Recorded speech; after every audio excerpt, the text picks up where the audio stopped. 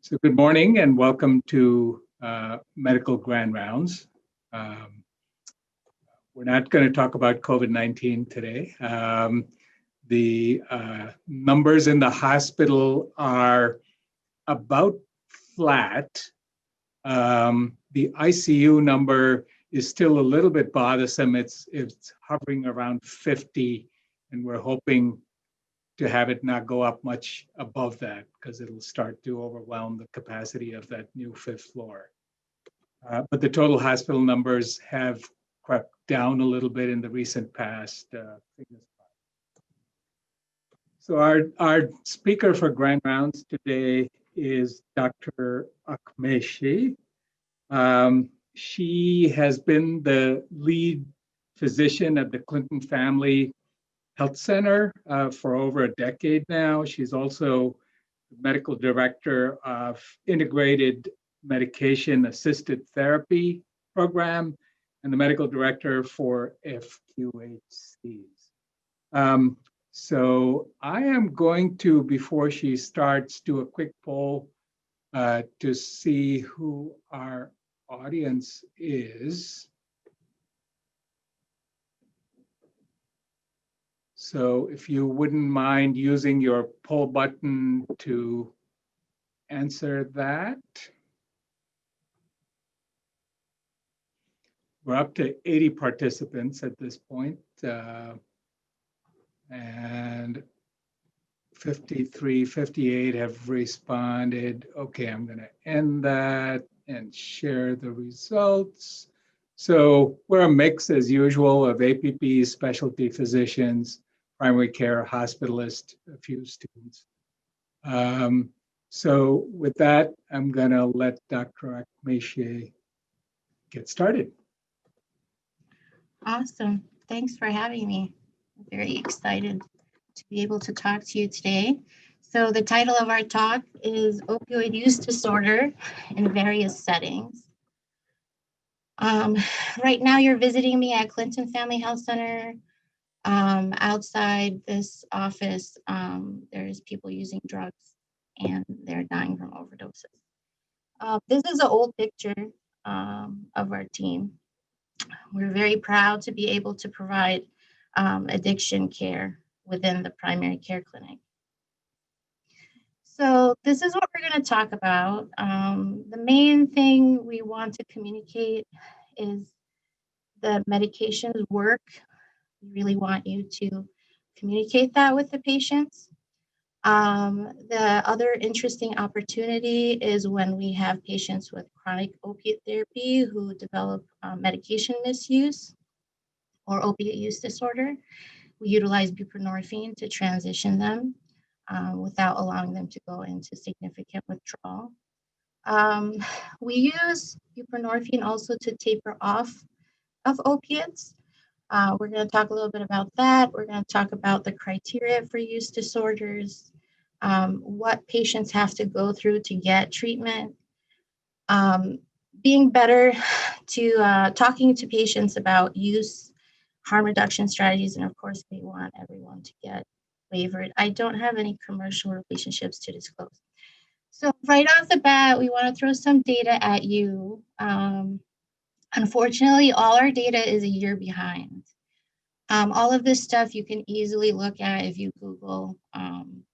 So what this slide is showing you is that deaths from overdose from 15 and older is going up. Okay, and then it shows the age groups. So it seems that middle age, young adult, young elder are leading the charge in these deaths. This one is talking about what was contributing to the cause of death. And as you can see, you know, there's uptick in the heroin, but really the synthetic opioids has made a big impact in the market. This is actually fresher data.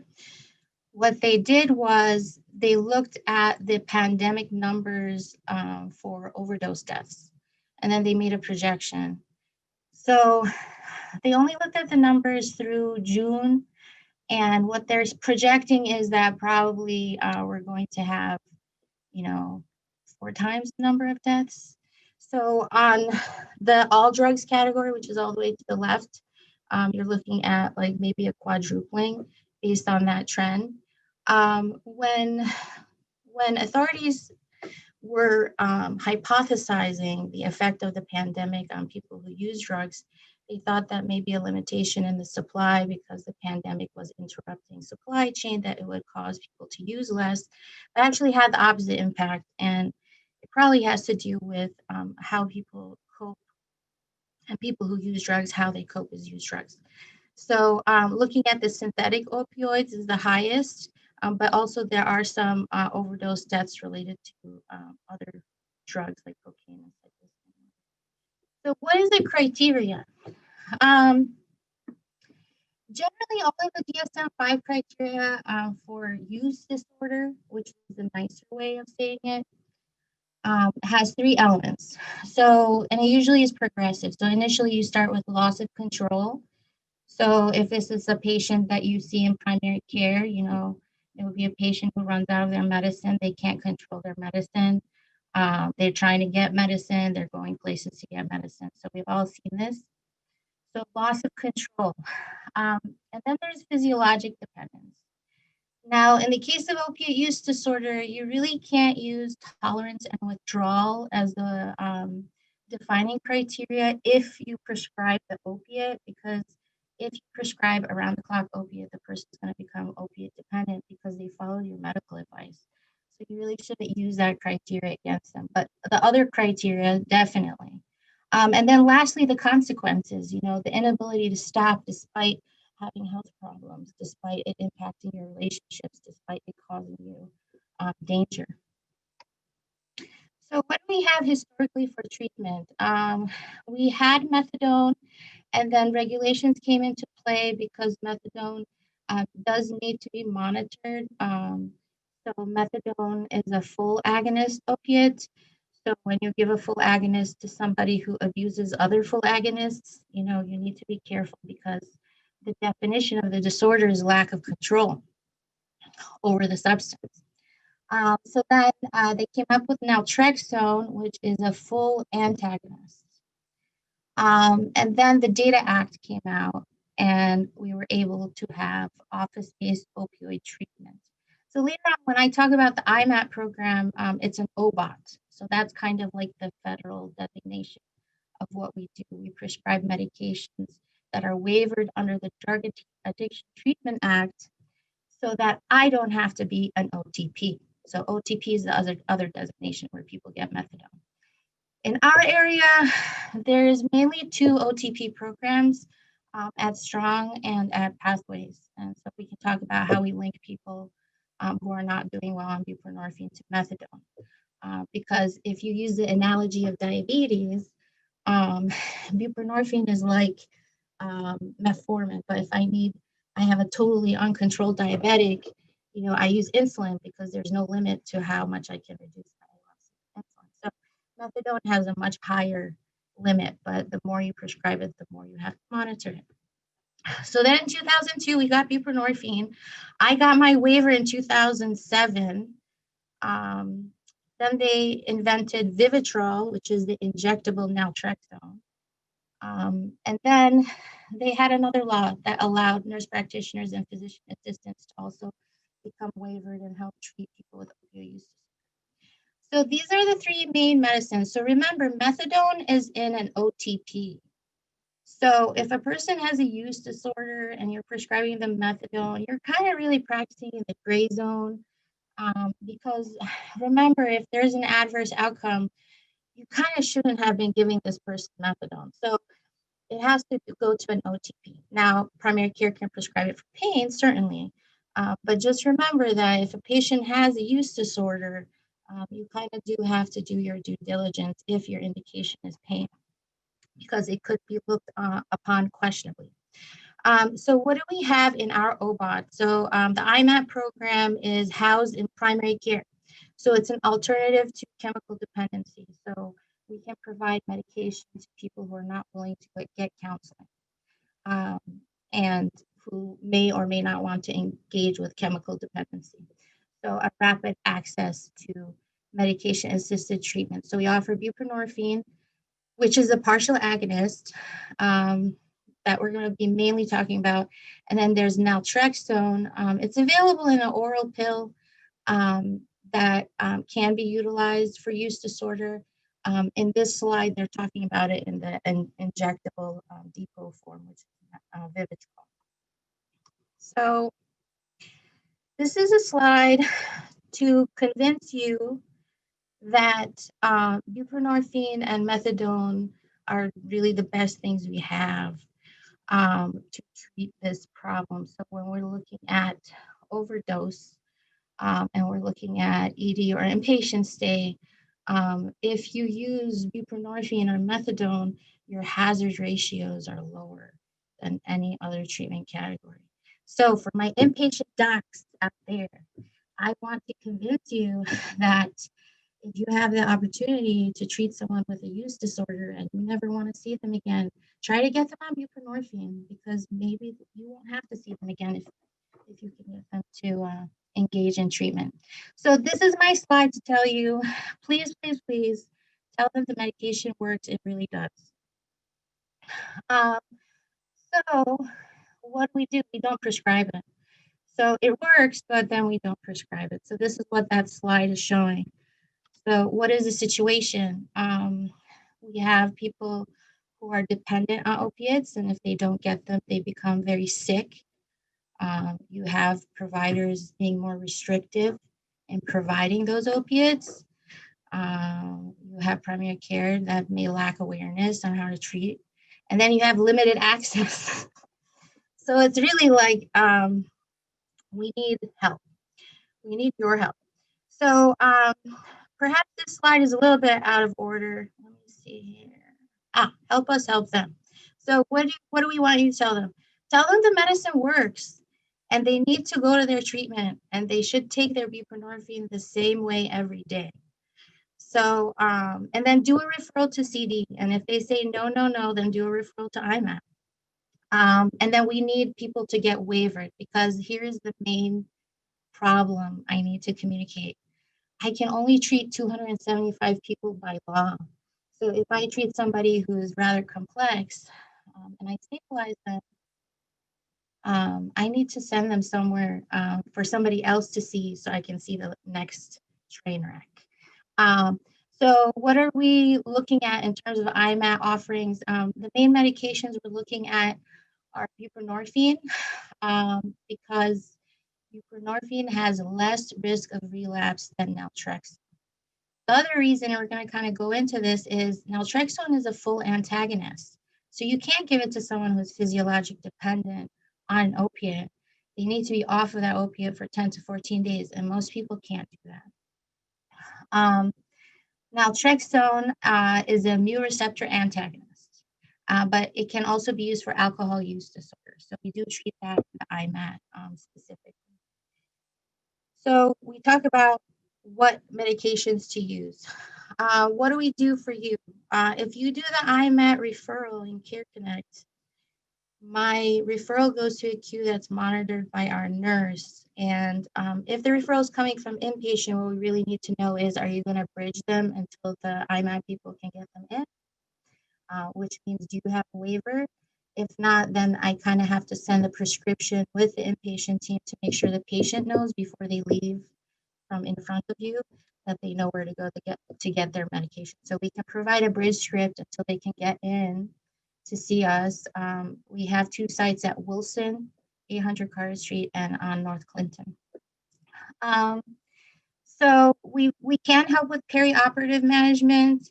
We can start patients on Vivitrol, and then we can maintain them on Vivitrol. And also Sublocade is a new offering. So this is a monthly injection for people who want to avoid daily dosing and other patients who might be appropriate. We coordinate with the opiate prescriber to transition them onto buprenorphine. We don't want to take over opiate prescribing. So we are going to talk about buprenorphine for pain. But the reason is because of the panel limits, we can help you transition a person onto buprenorphine, but we would really love is if you became waivered. That would really help Right, so here's the first case. Um, this patient is a rather young patient, history of trauma, history of mental health disorder, history of personality disorder. I actually got the referral through pain management, and the pain management wrote in their note that she takes 2 to 3 60 milligram oxycodone at one time, and sometimes has to take 4, and she runs out her prescription within 15 days. And then she goes through withdrawal. Um, so the diagnosis was made. Um, so what do we do? I'm going to go a little back and forth with this patient with you because I kind of want to tell you about what happens in an induction, but then I kind of want to go back to this patient. So what do we do when we have a patient that we need to get off of their opiate because they're not safe on it, but then you don't want them to go into withdrawal and become sick? You want to engage them and kind of like transition them onto the buprenorphine in a humanistic way. So normally what we like to do is we want to coordinate the timing. So we want them to be kind of in mild to moderate withdrawal. And then when they come in at that point, I can give them a little bit of buprenorphine and see what happens because I don't want to precipitate withdrawal. So once we know we don't precipitate withdrawal, we can continue to dose that. So what am I talking about? Let's talk about precipitating.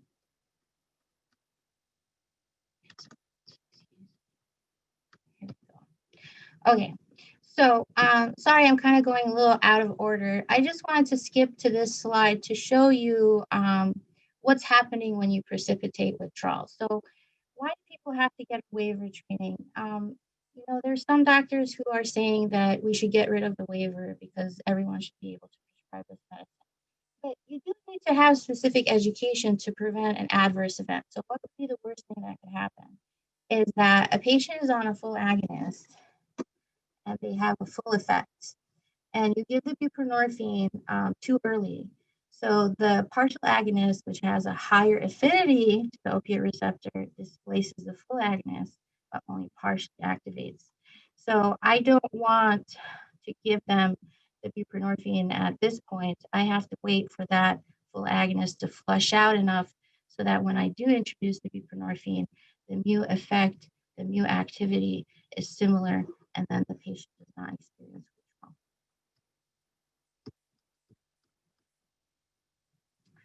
All right, so what do?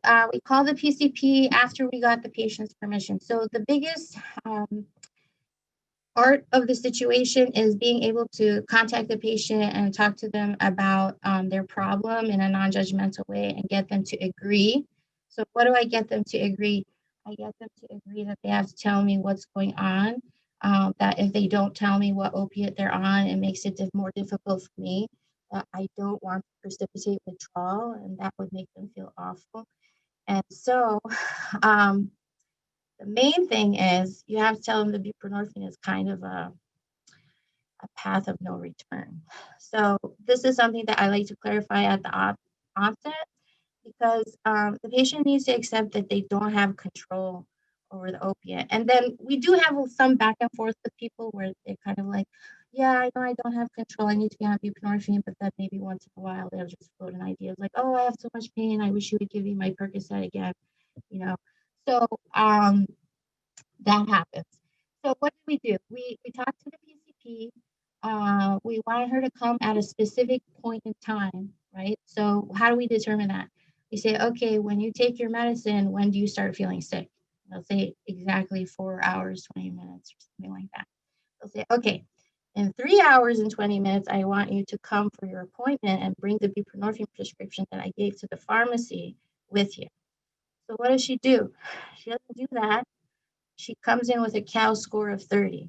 So at that point, I just like gave her the full dose because I wasn't worried about precipitating withdrawal because she was already in horrible withdrawal. So because of the amount of opiates she was using, we had to put her at the max dose, which is 24 milligrams. And she's actually still maintained at that dose. Usually we try to get people to stay on a lower dose, but it really depends on how much opiates they're on at the outset and if there's any concomitant pain. So because she had chronic pain, we needed to split the dose of the buprenorphine. So for simplicity, usually what we would do if a person has an 8 milligram strip is we would say take your 8 milligrams twice a day, and in the middle of the day, cut your 8 milligram in half and just do 4 milligrams twice, because the analgesic effect of buprenorphine is in the first few hours. Here's another guy. This guy was going to be cut off from his opiates. The PCP had already stopped the fentanyl patch. He was going down on the oxycodone. This was, of course, after his wife snitched on him because he was also taking her medicine.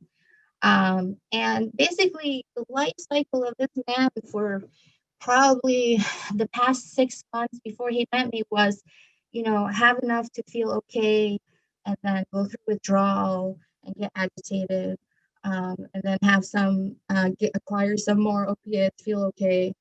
So it really was kind of this awful roller coaster. And so when I had talked to him about, he needs to be in this much withdrawal and we don't want to put him in withdrawal, he's like, listen, I've been through the worst. Okay. And the worst part is the sizzling sensation that I have in my fistulas unless I get at least 90 milligrams of oxycodone a day. So he also had some neuropathic pain and nociceptive pain. So what I want to talk about, switching gears at this point related to this gentleman, is the tapering of opiates. So what happens when you taper an opiate? We really need to make sure we give people an off-ramp. So that's like where IMAT would come into play, is that, you have a determination and a discussion with your patient saying that you can't control how you take your medicine. Maybe we should change your medicine to something that would not harm you if you overtook it. And we can actually address the problem, which is that you have pain, but then you also don't have control over the medicine, which makes things unsafe for you. Vis-a-vis, you could die from an overdose. So we don't do this enough, but IMAT can do it for you. So how do we get here? This is how we get here. The CDC guidelines.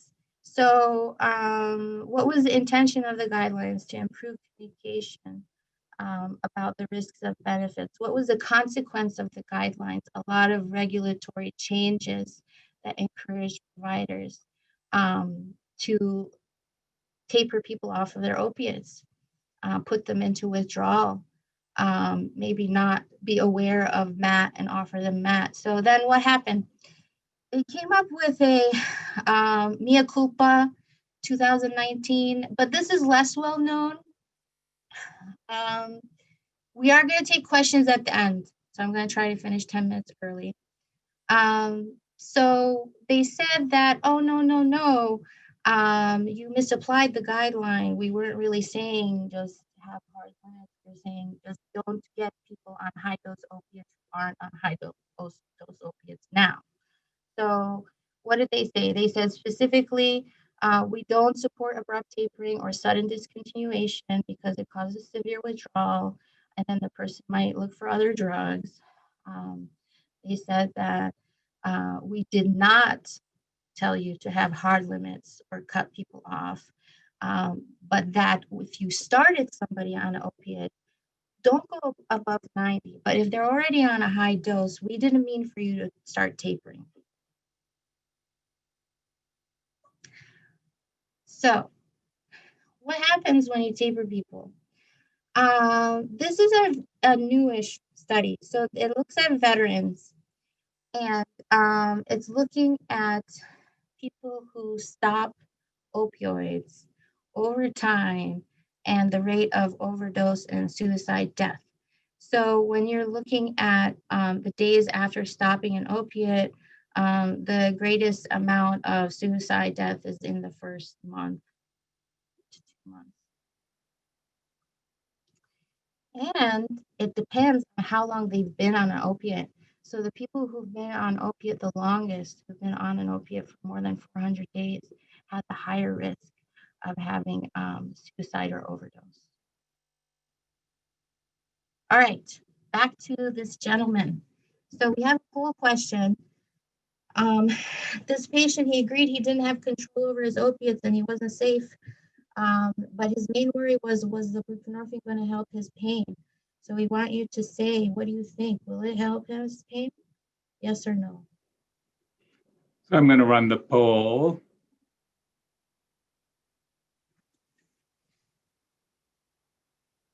Looks like you have an overwhelming yes. Ah, okay. There Too you go. bad. That's the results. All right, good. Yeah, so Christine, I think, was raising her hand. If you could ask the question on the Q&A, that would be great. And we'll try to answer those at the end. All right, keep going. All right, so continuing on. Okay, so yes, sorry for the shoddy cut and paste. Buprenorphine has a high potency and a slow dissociation rate, so it has lasting analgesia. It also has an affinity for the receptor. And the most beautiful part about buprenorphine is that it's a partial agonist, so it has a ceiling effect. Okay, so you don't get the respiratory depression and overdose death. So good stuff. This is a recent review. So what they're saying here is that, you know, just because it's a partial agonist doesn't mean it has partial analgesic efficacy, because it's different than what we're used to with full agonists. And then in addition to that, they said that, you know, maybe you should consider it in some patients who are at high risk. So it was an interesting review. So what do we do for this guy? He followed instructions. He came in, he had a COWS score of 10. So COWS score is like they feel antsy, they feel kind of nauseous, they feel kind of achy, like they're really craving the opiate. Like, so that's what a COWS of 10 looks like. So he gave him 2 milligrams. He felt better. So that was my signal that he's not going into precipitated withdrawal. So usually it would happen like in the first 5-10 minutes. And we gave him 2 more doses, 30 minutes apart. The purpose of slowing down the induction is to titrate the dose to the lowest possible dose. But if you already know somebody has a high tolerance, I can speed it up. The main thing is I have to make sure they don't go into precipitated withdrawal. When he left, his COWS score was 4. He felt good. So when we do the induction, what we really do try to do is do more of a loading in the first few days. So he actually needed like 12 milligrams every day. And then over the next month, he was able to reduce to 6 milligrams. And then now he's interested in the sub-Q depot version because he wants to avoid daily dosing. So for us to do that, we'd actually have to go up by 2 milligrams. So that's the update, that gentleman. All right, case 3, the precipitated withdrawal, the botched street induction. This one's for our hospitalist colleagues who have to talk to your IV drug user in the hospital about why they need treatment. And they say they tried Suboxone before and it made them sick. But they heard Subutex was good. But they don't want to go to chemical dependency because that's a waste of their time.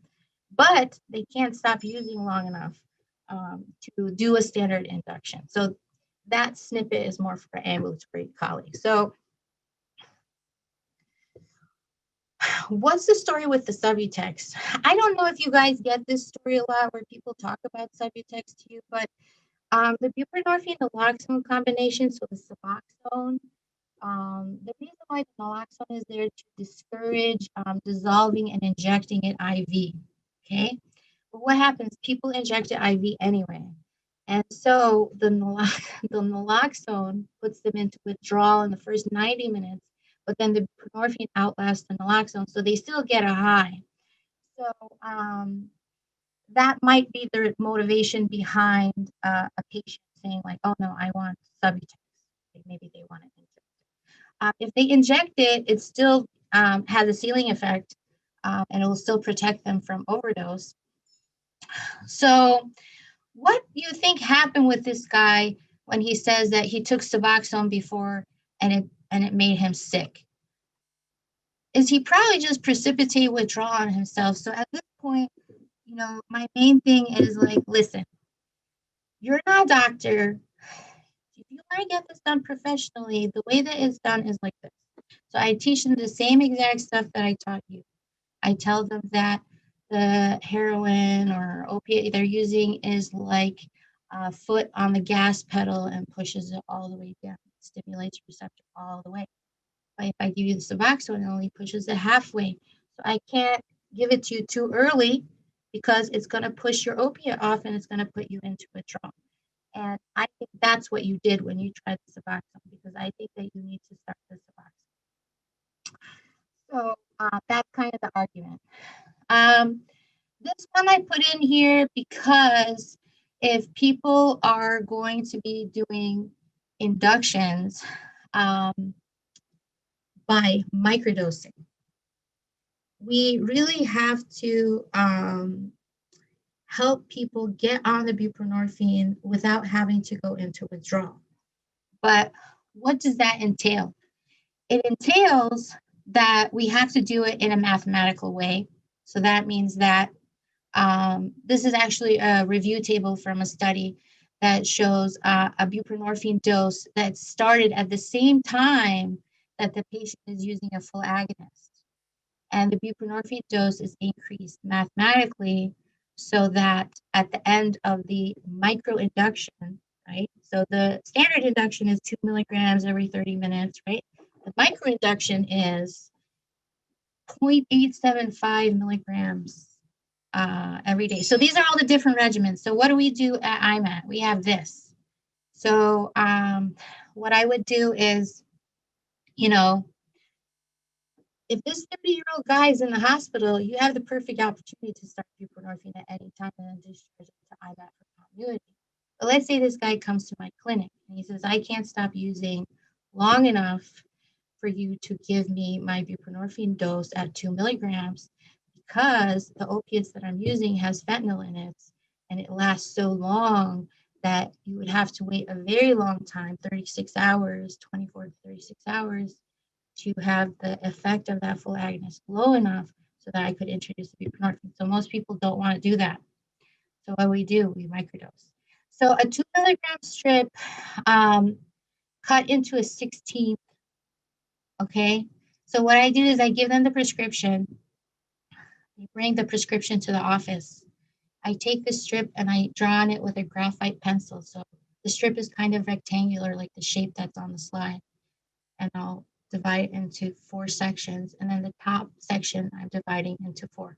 So in the beginning, they take 1/16 every 6 hours for 4 doses, and then 1/8, and then 1/4, and then 1/2. And we go up that way.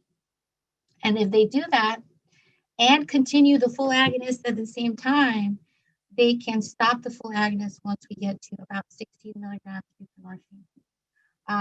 So what does it require? It requires the patient to be aware of their symptoms and what opiate withdrawal feels like and be able to score their symptoms and be able to follow instructions that are somewhat complex.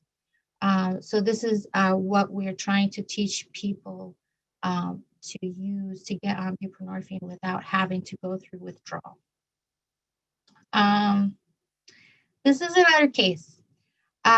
This guy, he came to me from primary care. He really wanted to get off his oxycodone, but he couldn't. He would have to take every 4 hours. Otherwise, he got sweats. His heart was racing. He felt panic. So what did we do? We got him on buprenorphine, and he was able to taper off of the buprenorphine in 10 months.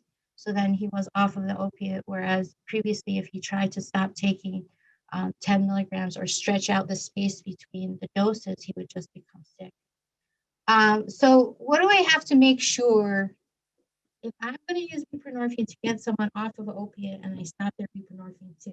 I have to make sure that there's like literally 0 chance that you're going to get a craving and you're going to go find something, okay?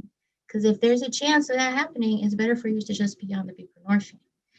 So this particular guy was very, very motivated.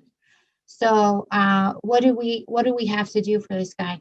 We had to talk to him about SSRIs, but he really, really, really didn't want to be on them, and he kind of probably didn't even take it. His secondary goal was to also get off of the Valium, but that proved to be a little bit difficult. So once he got off of the buprenorphine, we did try to reduce it, but he ended up saying that, you know what, I'm okay like this. And the primary care said, yes, we're okay. The spouse is very involved. There was no issue with overtaking the Valium. So that's kind of where we left off. Okay, another case. 75-year-old guy. He comes to me because one of the chemical dependency programs calls me and says that this is a really old guy, that nobody's going to do his induction. So can you do his induction? So we call this guy and he said, yes, doctor, I'm going to come in. And I understand how to come in when I'm sick. So he came in and his CAL score was too high. Initially, I think it was like maybe 12. And then he didn't bring in his medicine. So then he had to leave and bring in his medicine. And by that time, he had already vomited. And so we started the induction on him and it went great. And he had told us that he was taking morphine, and he actually brought morphine pills that we identified and then we destroyed. So when we got the urine result back and it showed methadone, we were really surprised. And so what ended up happening is the patient just self-tapered off of buprenorphine and didn't want to come back. So we had to contact the counselor to make sure that I didn't have permission to speak to the PCP, but at least to try to communicate that it wouldn't be safe for him to go back on a full agonist, because that's what he had said to me, that he wanted to go back on his opiates. So I want to include a case about perioperative management. So this guy, he was relatively stable, and then he decided to go on an ATV and had a horrible injury. He was seen in the ED, and he continued ibuprofen and his buprenorphine and his immobilization. He had surgery. And so his main concern was, doc, what's going to happen to me with my pain? You know, I'm really worried about this. And so what we did was what is the new thing to do. So what we used to do is like, okay, get off your buprenorphine. Here's a couple weeks of full agonist, and then try not to overtake it, and go get your surgery. And here's another few weeks of full agonist. Now let's do an induction. So now we know that if you just continue the buprenorphine throughout and add the opiate at 2 to 3 times the dose.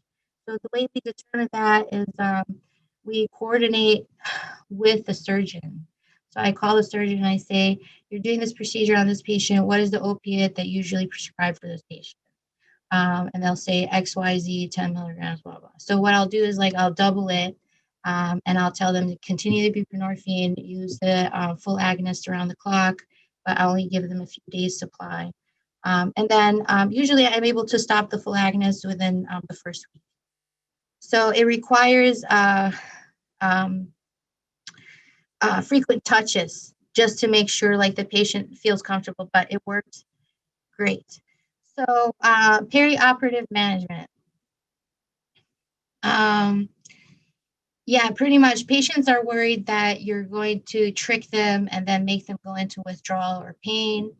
And then there's a lack of consensus. So what I have to do is I'll call the surgeon. I say, don't prescribe them any opiates because I'm in charge of that. I know there are some providers who may not do that, but it's very important to be clear that the full agonist prescription needs to be communicated who's responsible, and other people should not be prescribing full agonists for this patient.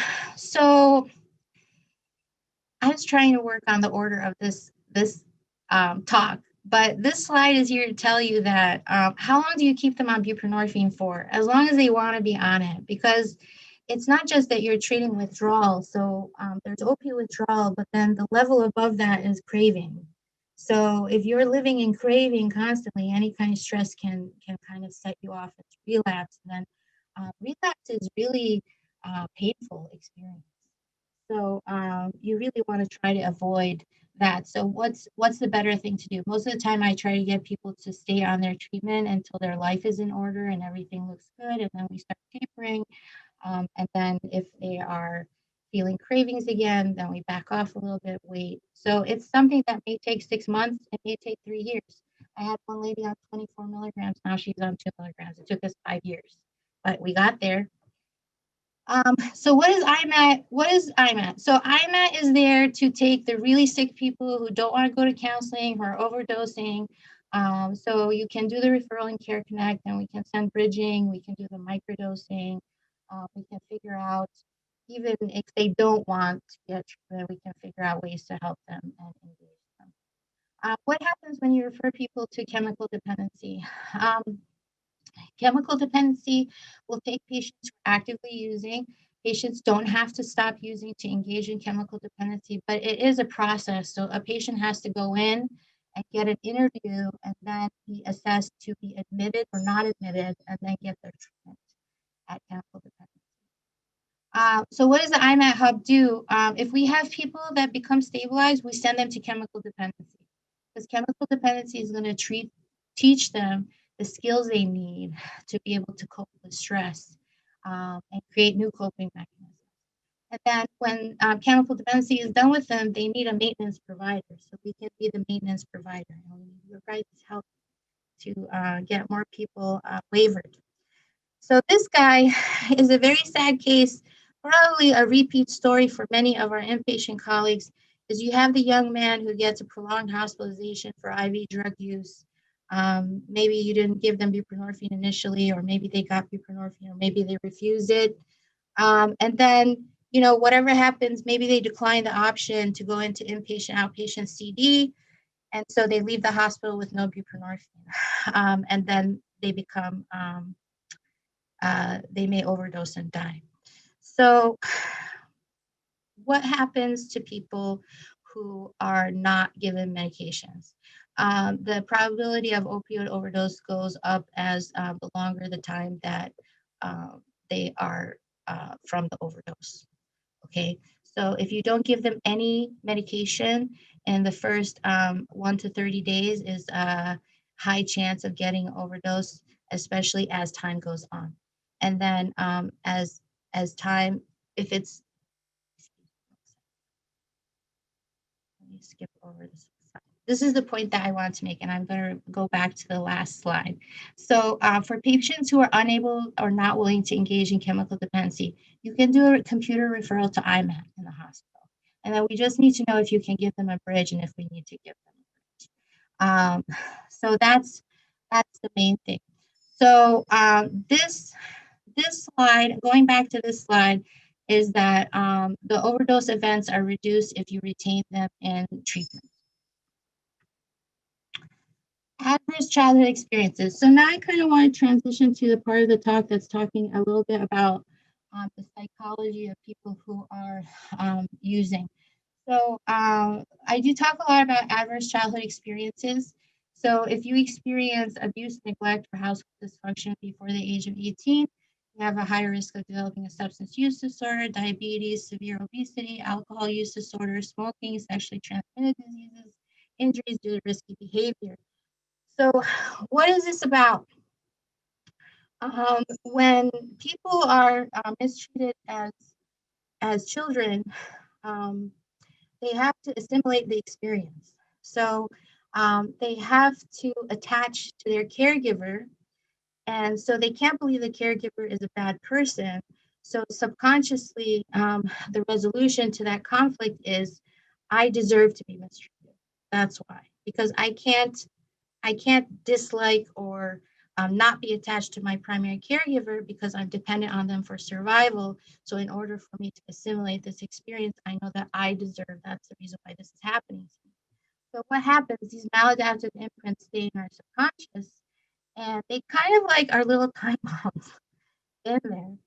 So when we talk about triggering trauma, I just want to kind of have our colleagues recollect if they ever had an issue where they maybe inadvertently made someone feel stupid, or and then the patient kind of unloaded on you.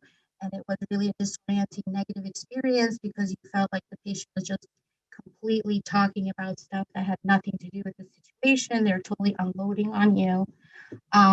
So what is that? That means you triggered a core wound. Okay. So as providers, I usually try to tell people that whenever I'm talking to people, I'm listening to what I'm saying as an observer as well.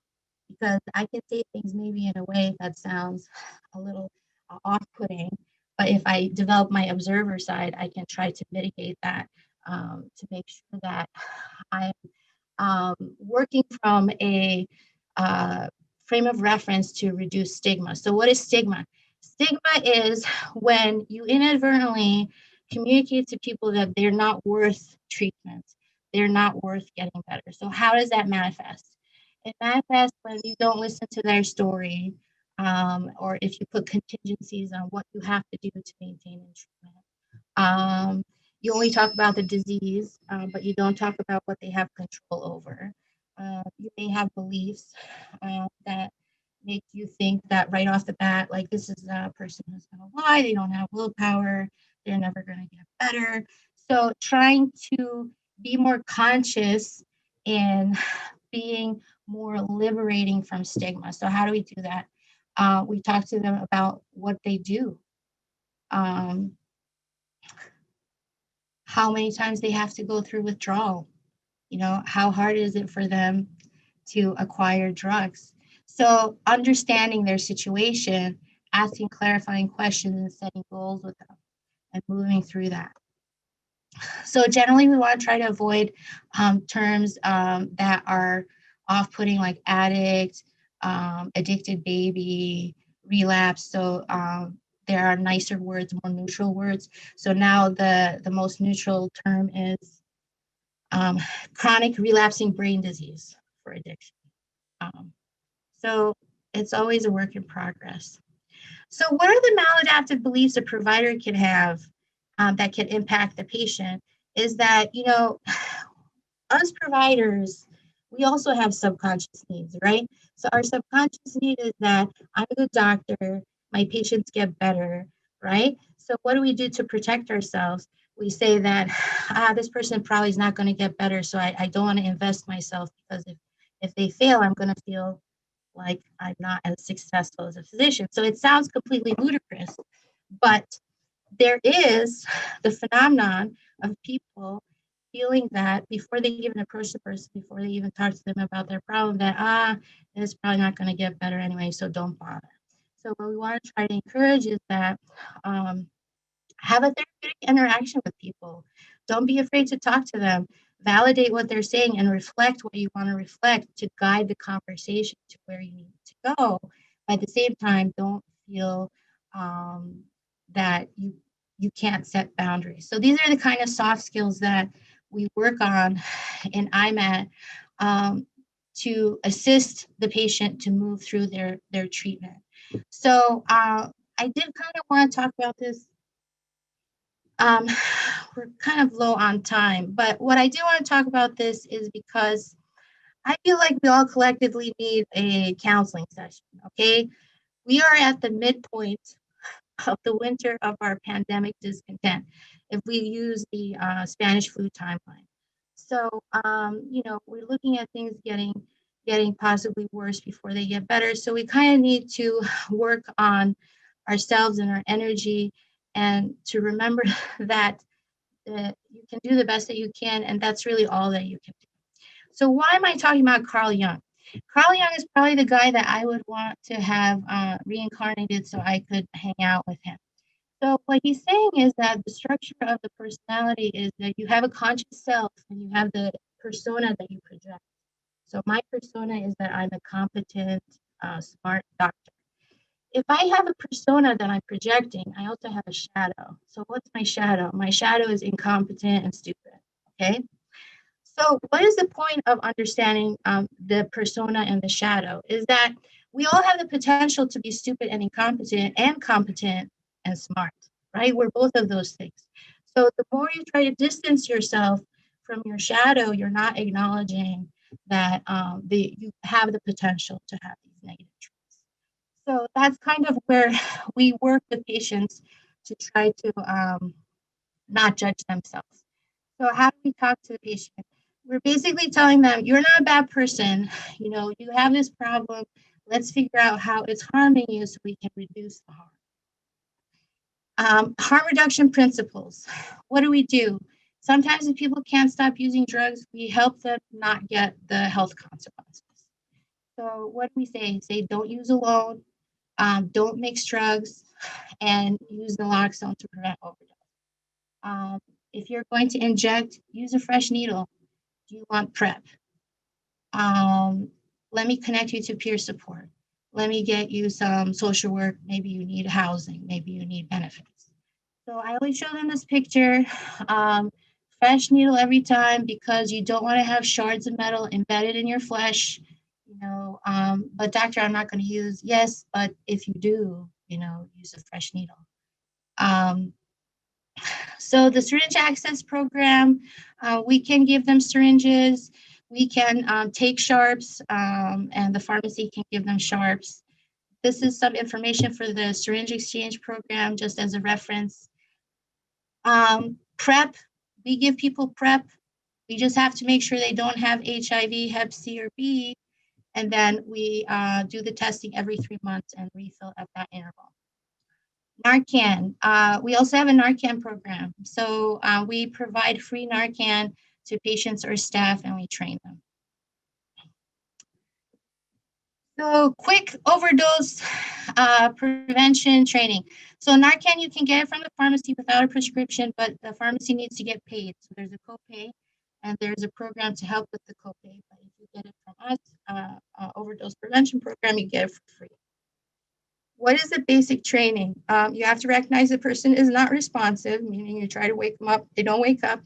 Sternal rub, so knuckles on the sternum, creates pain, which is the purpose, because if they don't wake up, that's when you call 911 and squirt the naloxone up their nose, which is what we give at the OOPP. So then you wait 3 minutes. If no response, you give the second dose. If the person is opiate dependent and you gave them sufficient naloxone and they were in overdose, they will wake up angry and agitated. So you're going to have to tell them not to use more drugs and try to go to the hospital, at least get monitored for 2 hours. Narcan is helpful because if you have opiates in your home, you can use it on kids who accidentally ingest while you're waiting for emergency services. And using naloxone doesn't make people use more drugs. So having naloxone available doesn't make people feel like they should use more drugs. It's just not like that. And then this is kind of some resources for you. The chemical dependency access line. So for chemical dependency, you really have to do a warm handoff phone call. For IMAT, you can do the Care Connect referral. And then there is a 24/7 access center that links people to care. That's not Rochester Regional. So I included that, and then civil legal services. So this is us putting our Narcan kits together pre-pandemic times. So I think I did go a little bit over. I am done with this part of the talk, so I guess we could address the questions. Yeah, so there are a few questions. I don't know if we'll get to all of them. We have a couple minutes though.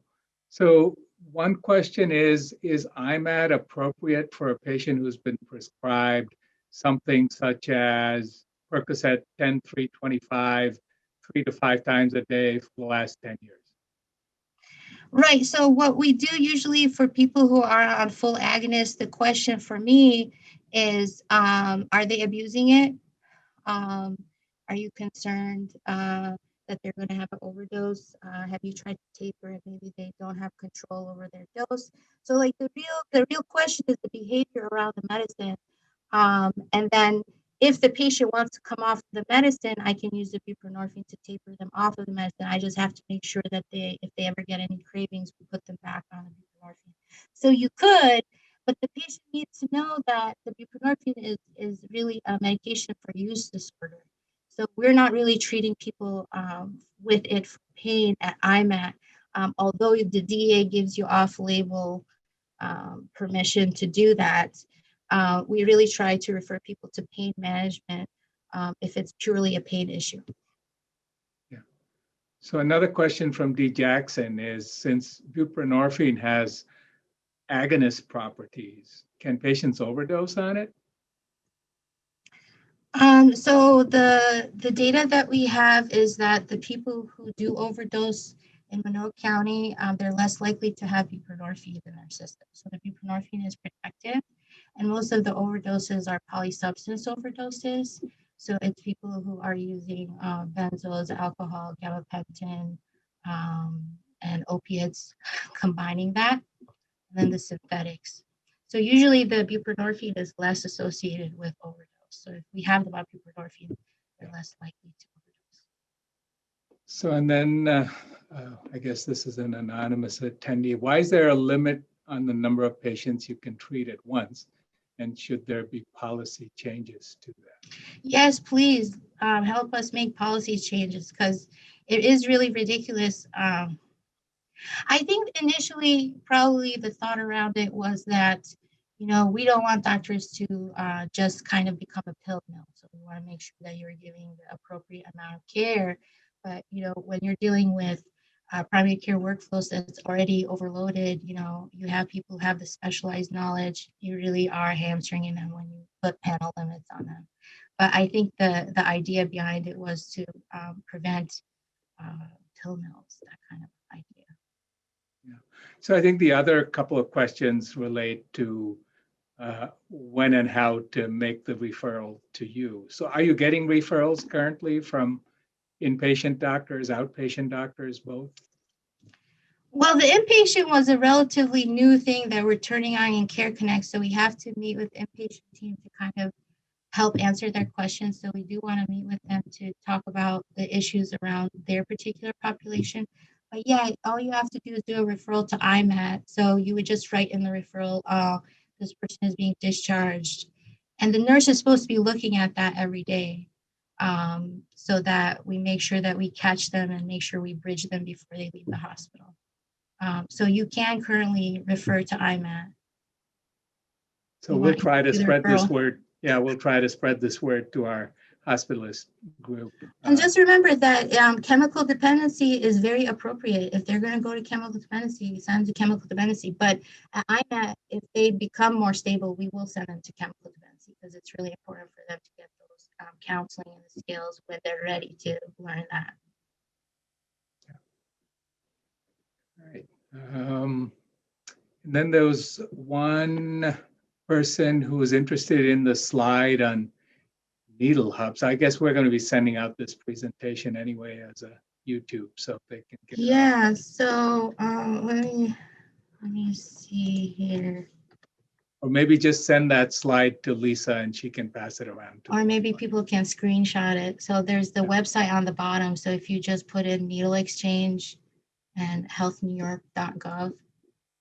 So generally the needle exchanges, they're kind of historically always in the same place in the same time, just because the people who use them are not really reachable. So usually this is pretty up to date, but you can always check the website.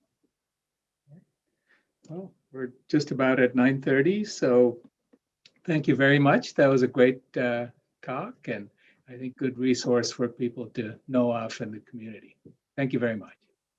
Thank you for having us. Have a great day.